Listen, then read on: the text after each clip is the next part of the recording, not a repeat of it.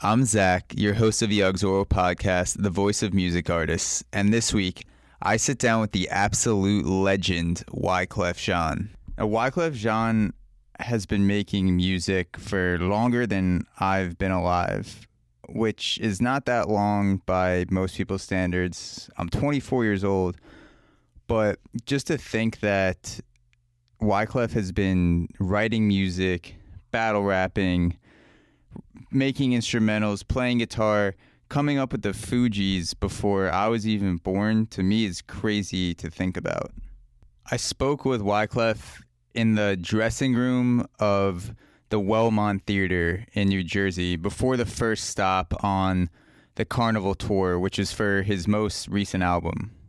Now, Wyclef, or Clef as most people in his life call him, he was born into complete poverty in Haiti. He didn't have shit growing up, and he moved from Haiti to the Marlborough Projects in Coney Island when he was 9 years old. And the Wellmont Theater, the venue that we spoke at, is actually not too far away from where he went to high school and where he's living right now.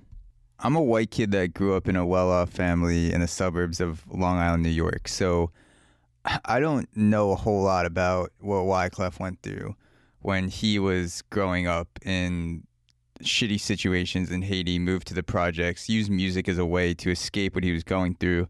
The only thing I could do was gather as much information I could about him, read his book, listen to his music, and try to gain an understanding of where Clef was coming from without actually experiencing. Sitting across from Clef face to face in the dressing room before the show, in the midst of our actual conversation, there were these hard as fuck, intense, passionate moments where he describes music as survival. For him, music was and is still a way to survive.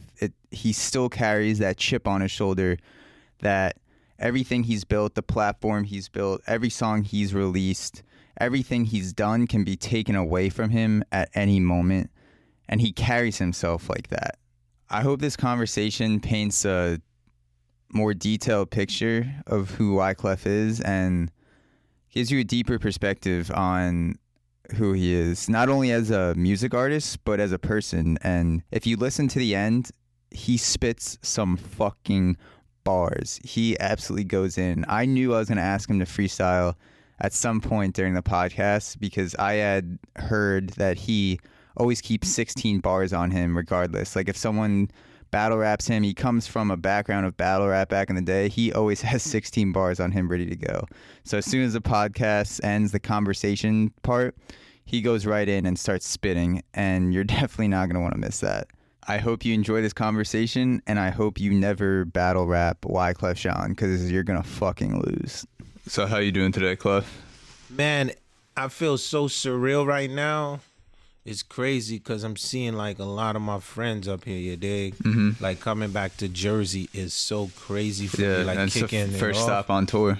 Yeah, but it's crazy like to come back home. Like we in Jersey, it's like 20 some years later. It's like the land of Akon, you know, the Fugees, refugees, Eminem, the outsiders, you know, a lot of memories. And I see a lot of my friends like that I came up with. So it's nuts, man, to be back here and to kick off the Carnival Tour. Like out here, it's really overwhelming for me because, you know, I got crew coming from Newark, Irvington. Got people coming from all over. You feel me? All Sold local. up heavy, man. So I like to start out with a quote usually, and I just started listening to your book. I'm listening to the audiobook version, and you started out, you say, you let the raw spirit of the music guide you until it becomes what it was meant to be. And that really resonated with me because I know back in the day, you were with the Fugees, you're opening up for guys like Biggie and Puff, and you say it's like a different form of hip-hop, even though you guys necessarily aren't using the same words, you're telling the same story. You're like different authors telling the same story from the projects. And at the end of the day, like what does it feel like to just let the music guide you all the way from back in the early mid-90s all the way up in today? How did you come to embody that process of just letting the music come to be?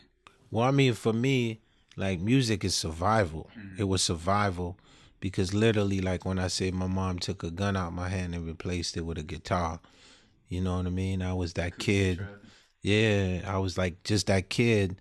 So, so when we say like the music guide us, it's like it's crazy because when you doing the music and you know your fam is hustling, the peer pressure, dog. It's not easy. Like when you like a teen, dog, and you want those new sneakers. You know what I mean? You want gotta get those the money to rims buy on the them, BM. Yeah. So Yeah, it's got to come from somewhere. so for me, it's like just watching all of that and knowing like we did it, right? And we ain't locked up, bro.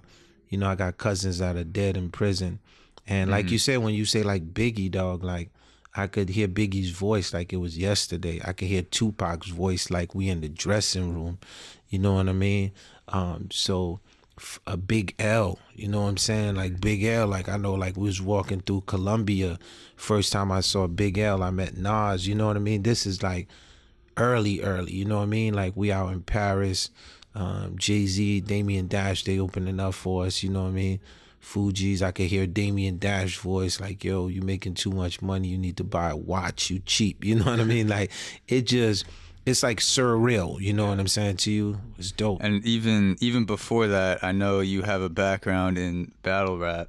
Yeah. And you would show up to the block and you'd have a guitar, and some kids would think like, yo, there's no way this dude can spit, showing up, and then you're just demolishing kids lyrically, and you learn to come up on the block like that. What was it like getting your feet wet lyrically in that battle rap scene and just coming into your own and just going at it face to face with these people? I mean, I went to Velsburg High School in Newark, New Jersey. In my era, I was the most lethalest battle rapper to exist. Anybody who's listening to this now know that I used to eat your fucking ass. You already know what I used to do. Anyone in particular? Listen, man, everyone knows. Velsburg High School, you already know. Actually, my first name's Nell, and my middle name is Wyclef. My last name is Jean. So in high school, I was like Nelly Nell. I love like Melly Mel, and took his whole shit and was like, I'm gonna call myself Nelly Nell. Now, you know, for me, like lyrical jousting was important because it was like, so for example, my man Smack, who started URL, but he had Smack DVDs. Like, you gotta understand, like, the sets is real where we from. So when we say like Crips, or we say Bloods, you know what I mean? It's not really just, you know what I mean, or HM. And I could keep going, you know what I mean? When we say Zoes, we not a gang, you know what I mean? Zoes is a movement. Sometimes people take it as a gang. Zoe means bones, like our bones is strong. But at the end of the day, what battle rap allows you to do is you can just express yourself. It's like breakdancing without no one getting shot, no one getting murdered. Like, you could be like, fuck your mom, you know what I mean? And dude just gotta eat that because it's battle rapping. You know, once in a while, a fight break down, you know what I mean? I'm also nice with my hands. Dudes know I slap box crazy. In the hood, they call me Kung Fu Joe. Real talk. So, but battle rap to me was always an escape. And coming from Haiti, I took the English vocabulary very seriously. So I took the whole Shakespeare thing real serious. And then, but Creole is my first language. And then French. And you speak like 5 different languages. Yeah. So Creole, and it's almost like, so I be thinking in Creole, then the words come out in English. And then I used to love like, cause like Shakespeare, and then like when you're using like the these, the thus, you know, like certain words, art like thou. Art thou. I could do a whole, I used to, you know, I had so much schemes when I would battle rap. I would have like a Shakespearean art thou. I was one of the first kids that was doing like speed rapping, like literally like when you hear the Migos, you know, Migos, my daughter be like, Dad, you sound like when you do the speed thing, you sound like Migos. And it's so cute, you know what I'm saying? But all of that stuff, you know what I mean? And you're just like, I was doing that 20 years before Amiga. Yeah, and I love it though. I love the fact that we all DNAs of DNAs, you know? And like I said, there's nothing new under the sun. You know, it's almost like when I'm sitting with Thugger and watching them kids. It's like, or Chance the Rapper. It's just a vibe. You know what I mean? And during this time, I know your dad, saw in the book, you said he called hip hop bum music. Yeah. And your uncle Raymond stood up for you, and he recognized that no matter what your dad thought about music, it was keeping you off the street and keeping you out of trouble, and it was something that you were passionate about.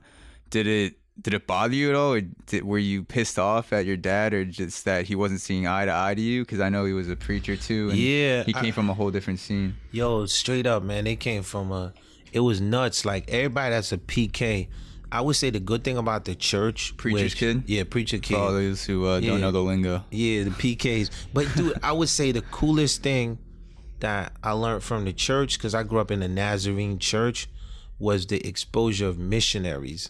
Because I got to meet people from Kansas City, Nebraska, so different missionaries would come to the church.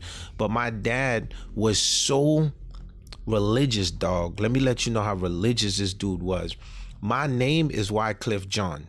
He named me after a reformator from the 14th century, who the first translation in English, Matthew, Mark, Luke, and John, is this dude, Wyclef John.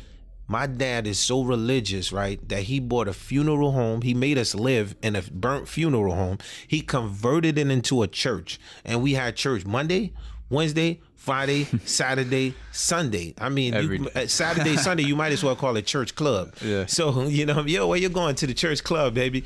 So he couldn't dig hip hop because when you looked out, he called it bum music, right? He called it drug dealer music, because he was like, yo, I do not want my kids to fall subject to what's going on in the projects, because they were older, right? Old folks. So when they look at it, all they see is, you know, they see like, you know, the change, they see the block. They see dudes doing the exchange of the hands. But what my dad didn't know, like, my vision was like, yo, I was like, if I could start doing beats for all of these dudes on the block, I could probably start changing their perspective and making myself some money. Exactly. So I was like, this is how I started being like the Dr. Dre in my hood. I started doing beats for everybody on the block. So, but it was a rough time because I really wanted my dad to accept me for who I was.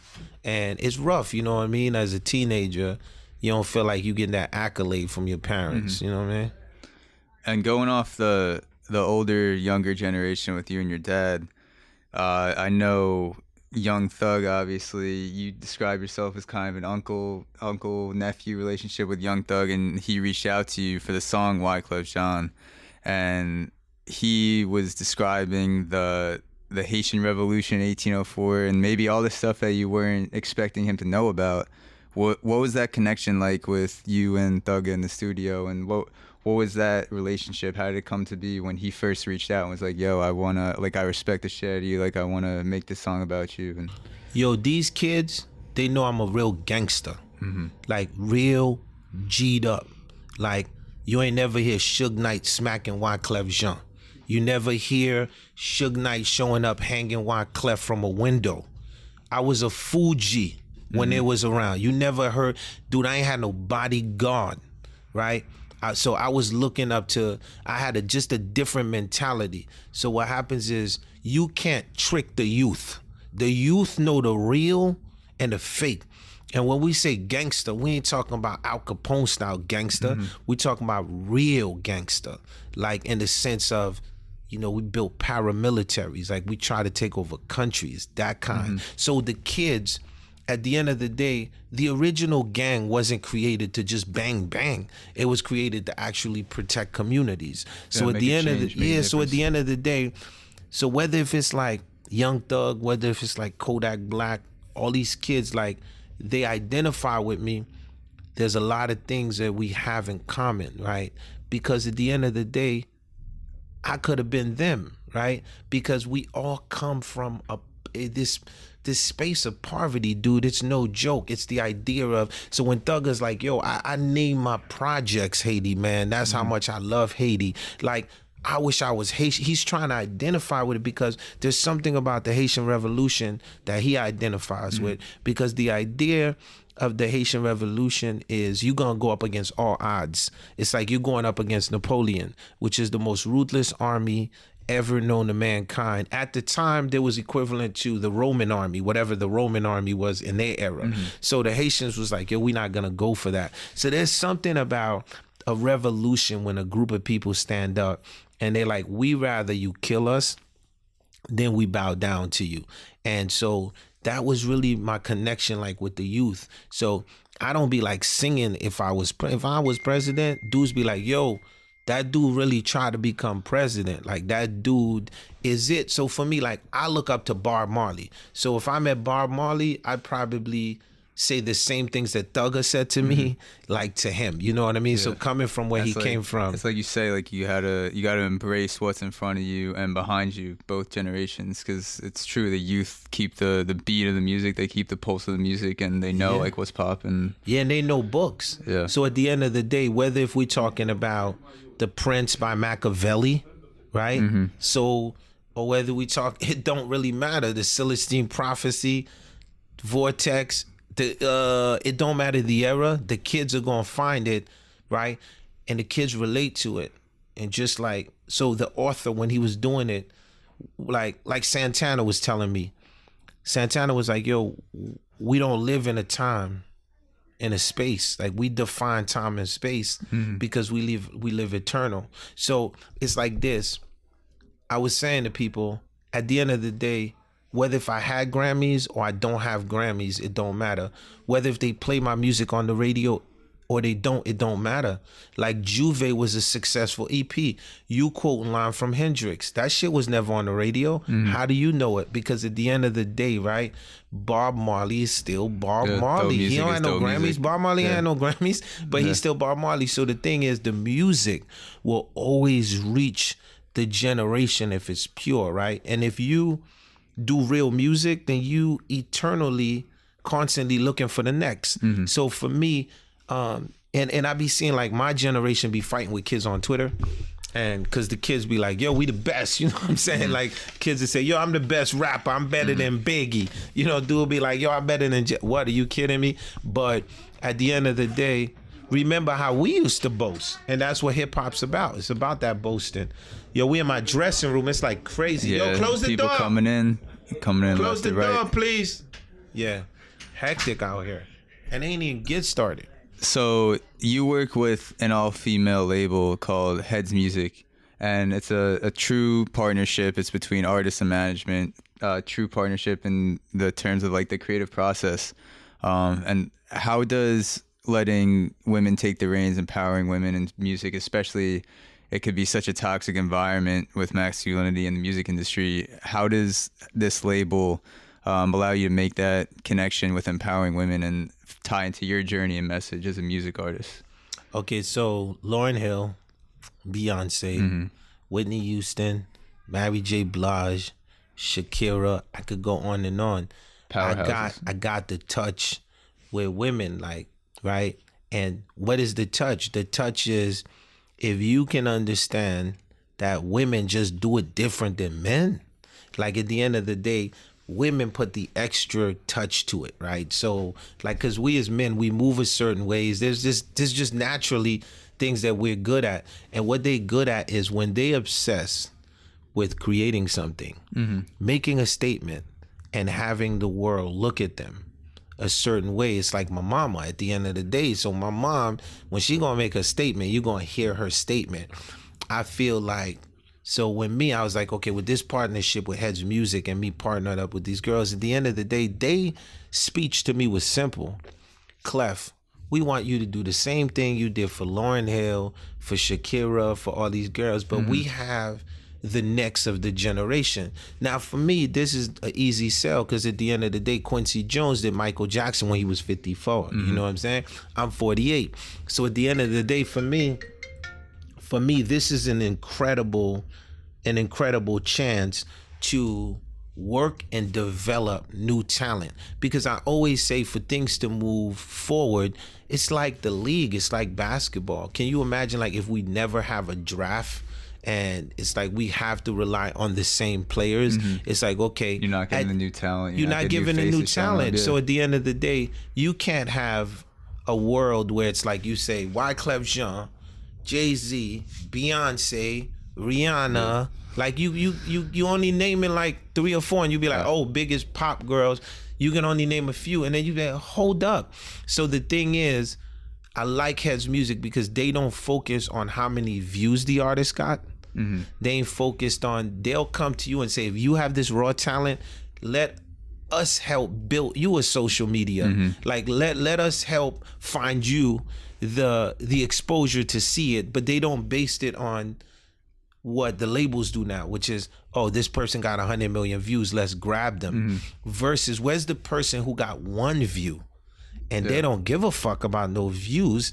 They just happen to be in their campus chilling, doing their music, and when they show up on that grass field, 10,000 people show up to. So I like that idea, because now when Heads can expose that to social media, it becomes the other side. So I think that's what I'm excited about. In terms of the creative lane, the creative process, I don't think that it's ever been more open for artists to make a name for themselves outside of music, even in film, in other artistic processes. And not a lot of people know that you were nominated for a Golden Globe for Hotel Rwanda. Now you Facts, and I lost to Mick Jagger. Yeah, dog. and now you have guys like John Legend and Common that are taking home Oscars, and it's such a huge part of building a brand for yourself. Are you looking to keep going in other lanes with jingles and movies and things like that? Yeah, I'm owed 2 things, man. I'm owed a Golden Globe. Still gotta get that. You know, I look forward to an Emmy. Yeah, if you're listening, get Clef that Golden Globe. You know what I mean? Ship it to him. It's beautiful. It don't stop for me. You know, I like you said. You know, my background along with music, it's like I'm a jazz major too. So being a jazz major, I love scoring movies. So we got a lot of big things coming in the future. And I always tell the youth, man, the world is vast.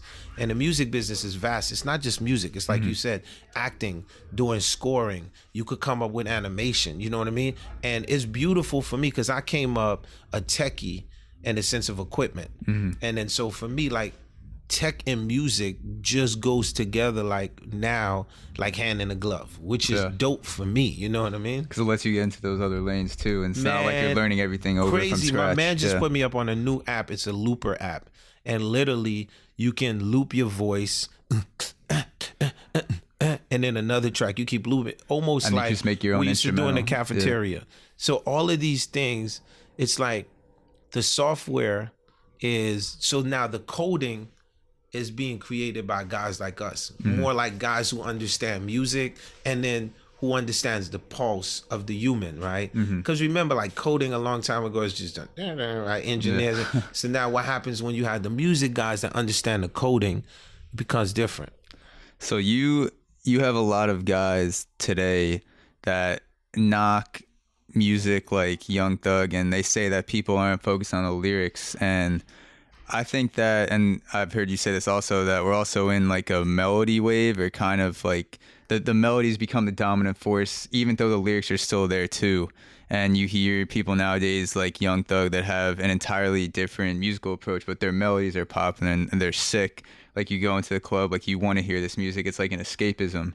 What do you think of this new melodic wave, this escape wave of music and going off the lyrics? Like, do you agree with people knocking the lyricism, or what's your take on that? Well, I think that this is why we have classical music, jazz music, bebop, reggae, EDM. I mean, could you imagine it? At the end of the day, every generation will have a wave, right? So, and they'll have a language. So I actually don't think it's not that the kids are saying nothing. I think that the old folks don't understand what the fuck they're saying. It's a new language. It's encrypted to the generation. It's like when we was coming up, we used to talk a certain way. Yo, what up, dog? My daughter don't talk like that. She'd be like, yo, dad, it's Liddy. And I'm like, It's like, yo, it's Liddy. It's lit, you know, and then a rapper is rapping, and if you older, you don't know the lingo, and you hear Liddy. What are they talking about? So for me, I think that, why is the music so melodic now? Why do the kids just want to escape? And why do they just want to have fun? Because it's different when we was coming up, right?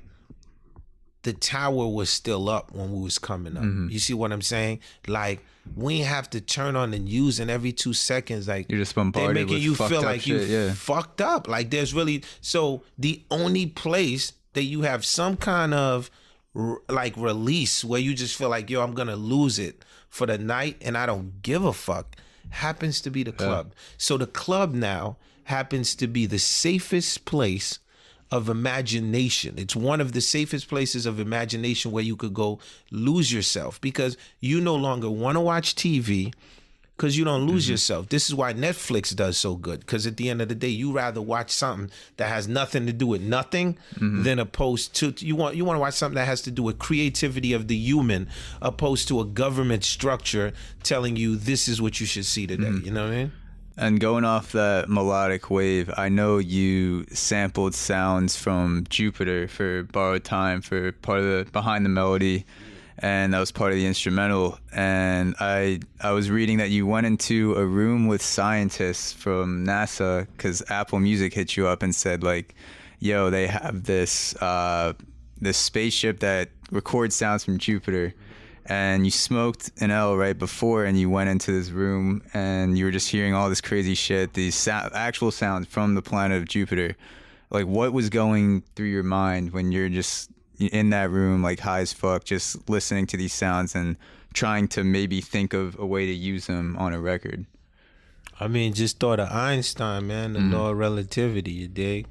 Like, how to make this thing work, right? Because you could see it. So for me, I believe we as humans are particles, the best carbons created, and one of the best parts to us as humans is vibration, and vibration is a vibe, and the idea of where do we go? Like, so after the physical dismiss itself, this spunky thing that's speaking to you, like, where does that thing go? So there's a part of space where I think a lot of times they want us to disregard as humans, and I think it's a real part of it. So for me, when I heard the sounds in Jupiter, and then I could put a piano behind it or a keyboard, it was no difference then. So we use native instruments, right? And we go up there, we use the Logic, and we use Contact and all of this. And we constantly as producers are looking for sonics.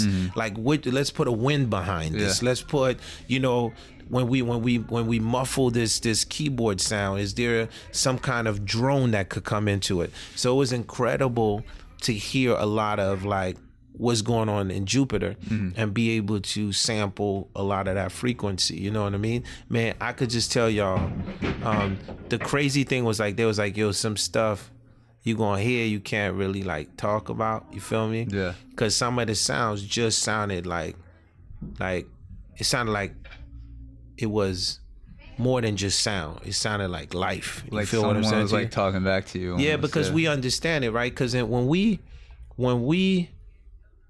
on Earth and the ocean, which has a lot of mystery, you know what I mean? Like the calls of the dolphins, like there's a way that dolphins can hear things. There's a way horses hear things. There's a way that animals feel things before we feel them as humans, right? And we on Earth. So why should we ever disregard that with space? Yeah. So that was the whole thing. It was an experience and a half. And dope music is dope music. It doesn't matter if Facts, it's coming from Earth, if it's or dope, it's coming from Jupiter or Mars, like wherever the fuck it's coming from. Beethoven for real. Yeah, the classical EDM, rap, hip hop, and you made the song Divine Sorrow with Avicii, and a lot of people wouldn't put you and Avicii together if you're gonna collaborate on a song like Wyclef and Avicii. Like, I don't know, and it ends up being this fucking unbelievable song. And I know you went to Stockholm and you were in Tim's studio. What was that environment like, watching him put together the beat and you producing and laying down the lyrics for the track, just in that studio in Stockholm with Tim Bergling, getting to watch each other work? Well, I mean, I was going to Stockholm when Tim was a baby. So Tim been a Fuji fan since he been like a little kid, like 12. And he been a Wyclef fan. So you were his idol when Tim you walked into knew more Wyclef songs than Wyclef. And so what happens is, right, so whether if we talking about EDM or hip hop, when we all get together, we just musicians, right? So at the end of the day, to the public might be like, oh, we could never pair a EDM artist with a Fuji artist. And what happens when we put it together? But what I want the crowd to know is that EDM artist was listening to Mary J. Blige. Yeah. You know, they was listening to like Icky Mouse. They was listening to King Yellow, man. They was listening to the Fugees. How the hell you think they came up with the EDM shit? It's because of the idea of, for me, like EDM, true EDM, when it's put together, it's like putting classical music together. It's like a whole nother way. So for me, getting together with Tim was dope because it was an experience for like both worlds. It was like what happens when the hardware meets the software. So a producer is who's coming from the era where we have to pick up the guitar, we got to walk with the hardware, and a kid shows up with his computer and he's like, oh, what kind of guitar is that, Taylor? And just types in Taylor and the sound of the Taylor comes out, right? Yeah. So it's incredible because what I loved about the session was every time Tim couldn't get something from the computer, he'd be like, yo, Clef, give me that clefication shit, right? Because no matter how dope the computer is, it can't copy the human. You know what I mean? So, but I think the best performance is when the human meets the machine. Like with the right algorithm is basically over. And I think that's what, like, you know, with me and Tim, like when I was doing that shit, people was like, oh, Clef doing EDM. I'm like, are y'all out of your mind? Y'all ain't hear the Carnival? My first album, I'm doing everything. Like I'm not that kid in the box. I'm like African Bambaataa, baby. So when I got with Tim, I was excited because I wanted to learn the style, right? Because it was a whole new thing. Wanted to understand it, and guess what? That's like one of my like highest streamings. Is the Me and Tim record. It's like crazy streaming, and no one would have expected that. Yeah, that shit popped off, and I don't know what it's at now, but it's in the tens of millions. Yeah, man, facts. And you had Human Meets Machine for Divine Sorrow. For Carnival 3, you describe it as 1997 meets 2017. And you have the trap sonic, you have the acoustic sonic, you have electronic elements, hip hop. And you're constantly embracing, like we were saying before, what's in front of you and behind you, seeing the studio making this, and you have your daughter rapping Migos at home. You have all these different influences combining what's in front and behind.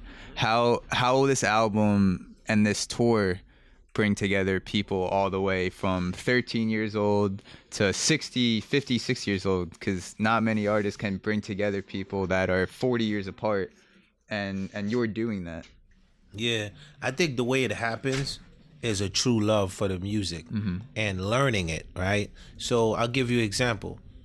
After the album, I put out a mixtape called Inspired. And with the mixtape, what was I doing? Because you can't just tell a kid, oh man, I respect your genre. Like, you know, I understand it. They don't know what the fuck you're talking about.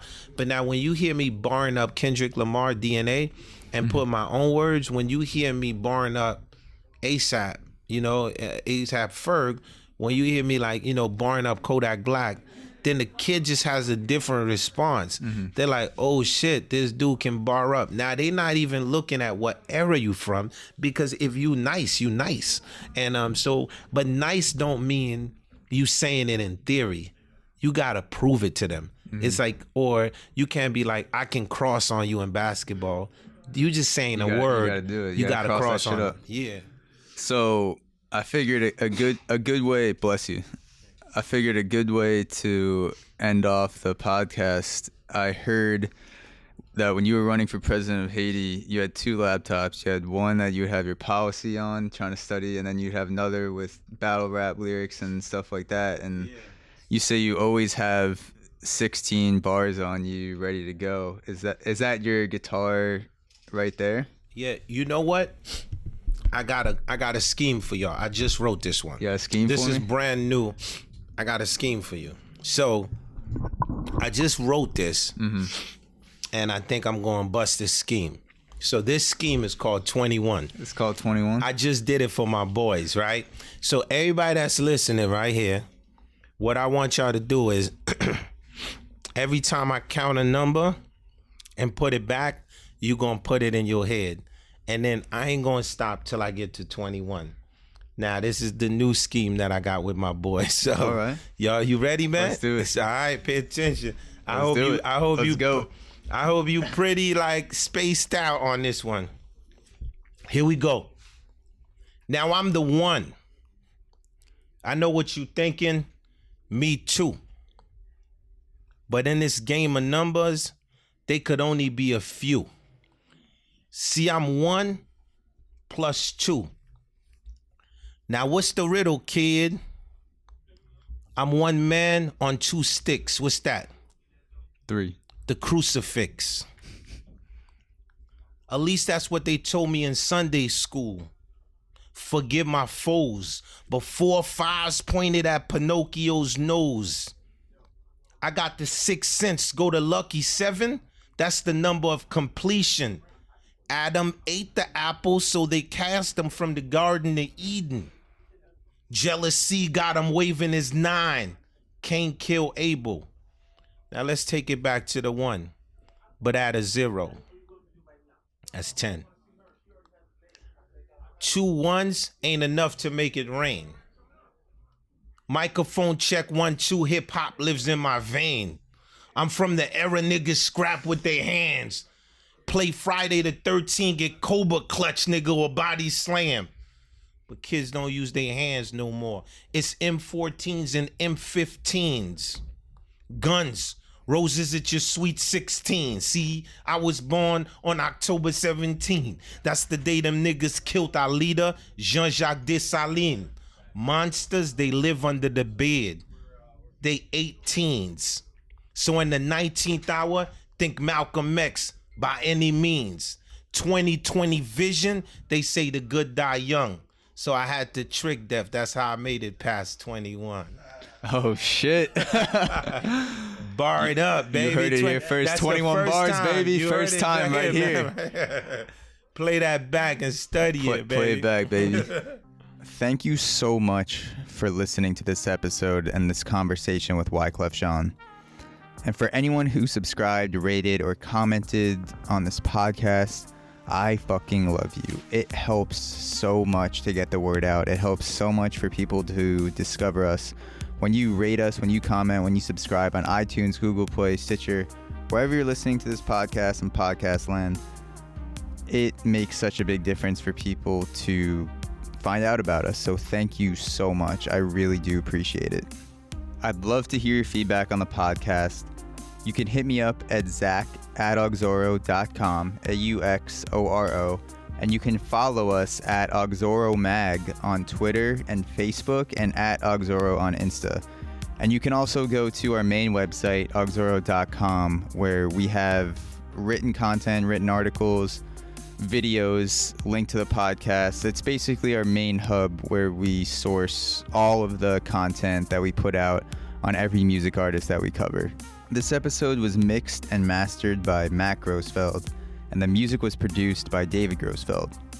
Yes, all 3 of us are brothers, and no, I did not force them to help me make this episode for free. I pay them $1 an episode. I still owe them for the last one, haven't paid them for this one, but don't worry guys, it's coming, I swear, maybe. And thank you to Wyclef Jean and his management team at Heads Music for setting this up. No interview that I do would be possible without the coordination of the management team. They set up the location, the time, make sure everything's good with us. They basically make sure the whole interview experience runs as smoothly as possible for everyone. So thank you for Wyclef's representation at Heads Music. Thank you, Wyclef, for taking the time to sit down with us.